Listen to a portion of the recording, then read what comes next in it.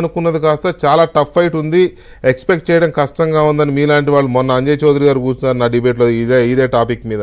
ఇప్పుడు మీరున్నారు, ఇంకా మన ఎన్ఆర్ఐ మిత్రులు ఎవరు కలిసినా కూడా ఇదే మాట చెప్తున్నారు, టఫ్ ఫైట్ ఉందని.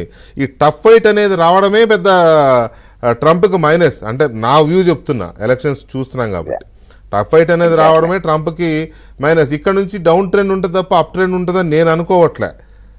What you say? సార్ ఒక విషయం సార్, ఇక్కడ డెమోక్రాట్స్ కి మెజారిటీ ఆఫ్ ద ఇమిగ్రెంట్స్ ఇక్కడ వచ్చిన వాళ్ళు అనుకూలంగా లేరు. ఇప్పుడు అంటే కమలా హ్యారిస్ వచ్చిన తర్వాత they might have change the mind set. But నేను ఒక ఇమిగ్రెంట్ గా నేను ఒక విషయం చెప్తానండి.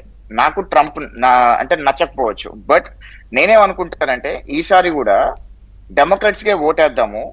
డెమోక్రాట్స్ కి ఓటేస్తే నాకు తెలుసు డెమోక్రాట్స్ ఓటేస్తే ఏం జరుగుతుంది, ఎందుకంటే కాలిఫోర్నియా పాలిటిక్స్ అన్ని యుఎస్ వైడ్ వచ్చేస్తాయని నా అభిప్రాయం, నా పర్సనల్ అభిప్రాయం. కానీ నేను ట్రంప్ కి ఎందుకు ఓటేయద్దు అని అనుకుంటున్నానంటే ట్రంప్ ఇస్ నాట్ రైట్ గా అని నా ఫీలింగ్. కానీ బైడెన్ ఉన్నప్పుడు ఏంటంటే నేను ట్రంప్ కే ఓటేద్దాం అని అనుకున్నా. కానీ ఇప్పుడున్న పరిస్థితి ఏంటంటే కమలా హ్యారిస్ కి ఓటేసిన అట్లీస్ట్ ట్రంప్ ప్లేస్ లో next best president, best candidates వస్తాడేమో అనే అభిప్రాయాల్లో నేనున్నాను యాక్చువల్లీ. అందుకనే డెమోక్రాట్ నచ్చకపోయినా నేను డెమోక్రాట్ కి ఓటేయాలనే మైండ్ సెట్ లో ఉన్నాను నేను. అదే ఇప్పుడు గ్రహాలంటే అవే గ్రహాలంటే అవే. బైడెన్ ని ట్రంప్ ని పోల్చుకున్నప్పుడు మీకు ట్రంపే నచ్చాడు. బైడెన్కి వేయొద్దు ఈసారి ట్రంప్కే వేయాలి, ట్రంప్ నచ్చకపోయినా సరే ఇష్టం లేకపోయినా ట్రంప్కే వేయాలని మీరు అనుకున్నారు. ఎందుకు? బైడెన్ గ్రహాలు సరిగ్గా లేవు కాబట్టి. కమలా హ్యారిస్ ముందుకు వచ్చేసరికి ఆటోమేటిక్గా మీ థాట్ ప్రాసెస్ మారిపోయింది. మీదే కాదు, చాలా మంది అమెరికన్లు ఇప్పుడు ఆలోచనలు మారుతాయి కదా. అది ఓకే సార్, అది ఒక డిస్కషన్ వరకు దట్స్ ఫైన్. బట్ ఇక్కడ ఏంటంటేనండి, కమలా హ్యారిస్ వాజ్ యాక్చువల్ చెప్పాలంటే she was a failure politician on the immigrants part అంట. ఎందుకు అంటున్నానంటే ఇది when she was actually running for vice president race she met across all Indian. అంటే ఇక్కడ ఒక పాయింట్ మీకు అడ్డొస్తున్నాను నేను. మీరు ఇందాక నుంచి అది చెప్తున్నారు, ఇమిగ్రెంట్స్ పైగా ఇండియన్ కమ్యూనిటీకి చాలా చెప్పారు, బట్ ఆమె ఫెయిల్ అయింది, ఒక్కటి కూడా చేయలేదని మీరు అంటున్నారు కదా. అసలు ఇండియన్ పాపులేషన్ ఎంత? After all 1.5% as per best of my knowledge, right?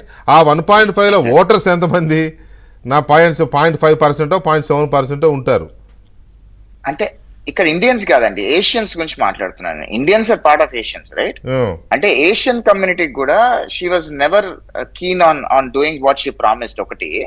రెండోది ఏంటంటే ఇక్కడ చాలా మంది పాకిస్తానీస్ గానీ లేదా చైనీస్ గానీ వీళ్ళందరూ చాలా ఎక్కువ కీ రోల్ ప్లే చేస్తారు అమెరికన్ ఎకానమీలో. ఇండియన్స్ గానీ చాలా ఎక్కువ కీ రోల్ ప్లే చేస్తారు no matter what.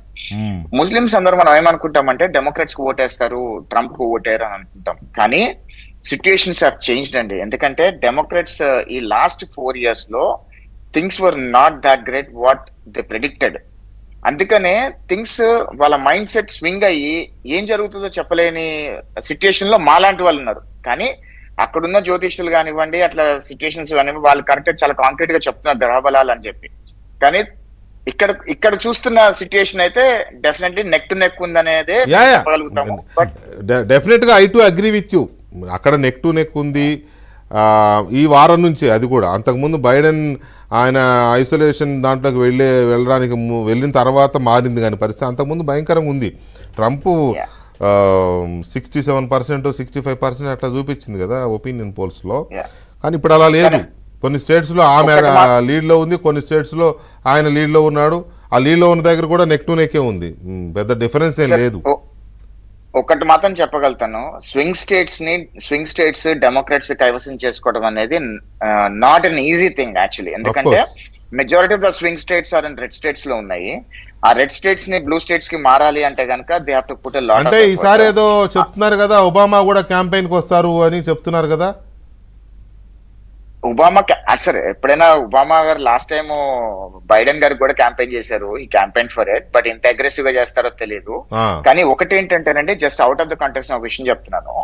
If Michelle Obama was been in politics, తన పాలిటిక్స్ లో ఉండి తన గనక కమలా హ్యారిస్ ప్లేస్ లో కనుక ప్రెసిడెన్షియల్ రేస్ రన్ అయి ఉండుంటే it would have been a clean cake walk అండి. ఎందుకంటే ఆ ఫ్యామిలీకి అంత మంచి పేరు, ఆ ఫ్యామిలీకి ఆ పట్టు ఉంది బేసికల్ అమెరికన్ పాలిటిక్స్ మీద.